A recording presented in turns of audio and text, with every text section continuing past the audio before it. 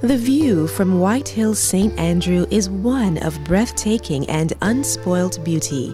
The occurrences of land slippage in the area, however, have defaced this part of the countryside, resulting in a collapse of the road, leaving a treacherous path behind.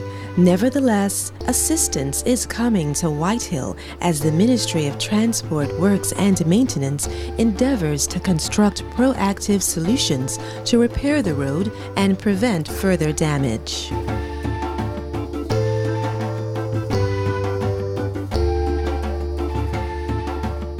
We started out in Whitehall, which is an absolutely essential and priority that the Ministry of Public Works will be looking at to try to get that area rectified. And in fact, there's a second area where we also saw that the road is about to collapse in that area. So we're going to work on that as a matter of urgency so that that Whitehall area does not get stranded between two sections of road that have collapsed. And then we used the opportunity to look at Dark Hole and look at St. Simon's. We were very keen to get a solution for St. Simon's. We have a possible solution for St. Simon's that we should be able to get in about 3 to 4 weeks, which is called a Bailey Bridge. And that will be able to certainly give a better footing, a better road in that area that has broken away.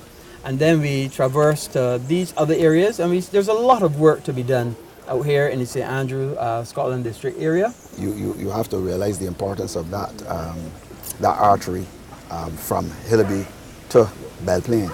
So whether or not the houses are relocated, that artery must be fixed because Belplain is a major artery leading to the St. Andrew area, and also from the St. Thomas area to the St. Peter and the St. Lucy areas. So I mean, you can't look at it in terms of economic benefit. But if you look at it strictly in terms of economics and you look at the costs of reciting all of the houses in the Whitehall area, I think that is, there's no way that we would be able to achieve that because you're talking of about close to $20–25 million to relocate all of those houses. There are a few houses very near the road that must be as a matter of urgency must be relocated, but you're probably talking about 10 houses or so. But you have about over 50 houses in the Whitehall area.